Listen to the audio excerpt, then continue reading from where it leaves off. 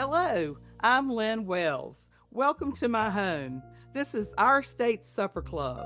This recipe is in the February issue of Our State magazine, and you are in for a treat.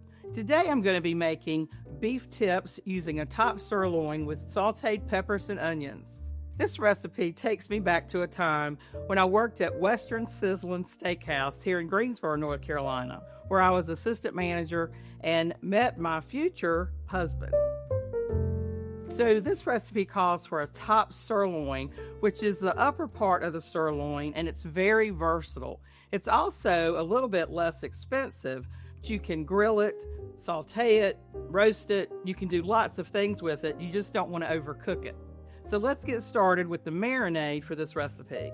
I'm going to use a large food-safe plastic Ziploc bag and add 2 tablespoons of Worcestershire sauce, a teaspoon of red wine vinegar, followed by a tablespoon of light brown sugar, and then 3 tablespoons of vegetable oil, and 2 cloves of minced garlic.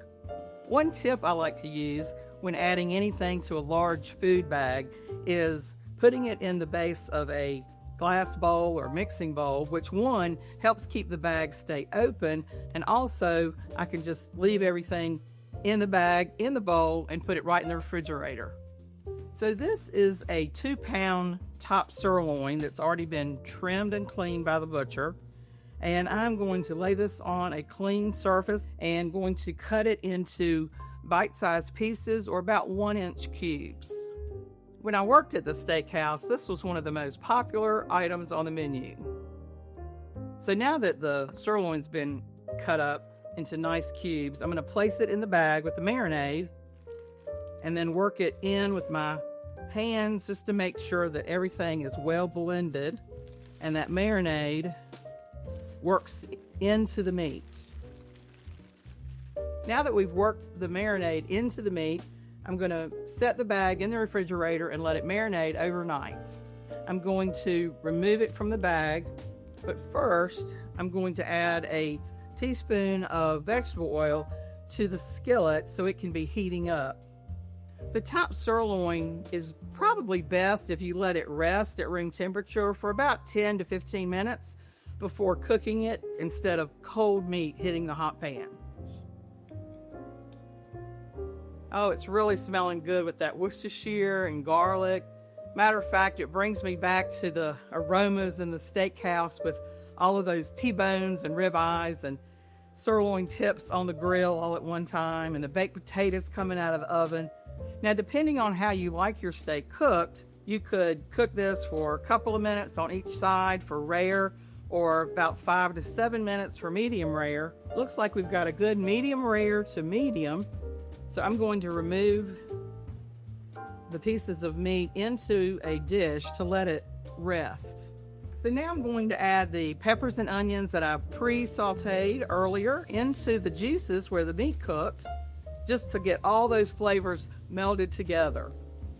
So now while this is simmering, I'm going to add some freshly ground black pepper, which is just going to bring the beef flavors and the peppers and onions together perfectly.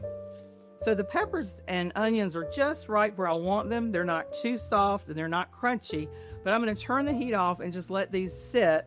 I'm going to put the beef back in and just let everything rest until our guests come. The baked potatoes are in the oven, and I've got a few other side dishes for them to enjoy. So all of these recipes and some side dishes are in the February issue of Our State magazine, so be sure and check those out. Baked potatoes were always a thing at the steakhouse. Super hot, right out of the oven, always wrapped in foil, covered in butter and sour cream and chives. Pickled beets make a perfect addition to fresh salads.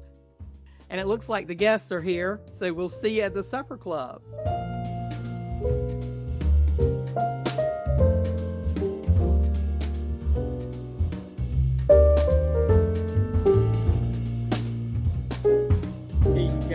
Ladies first. Looks delicious. Yum. That does look pretty, doesn't it? Beth, you worked at Western Sizzlin. Was it high school? In high school at Page. In Page. Oh my gosh. Page. And you remember it, right? Oh, yeah. Yeah, you remember. But do you remember? I ate at Western Sizzlin. Yes, exactly. And then we go out to across the street at O'Brien's Ribs for a beer Yeah. after work. What kind of marinade do you use?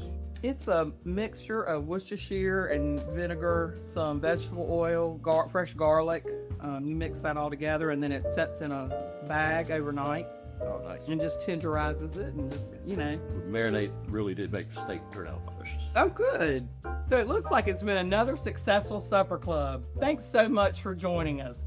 To see more videos like this, check out the Our State YouTube channel and consider subscribing to Our State Magazine to get these recipes and more delivered straight to your door.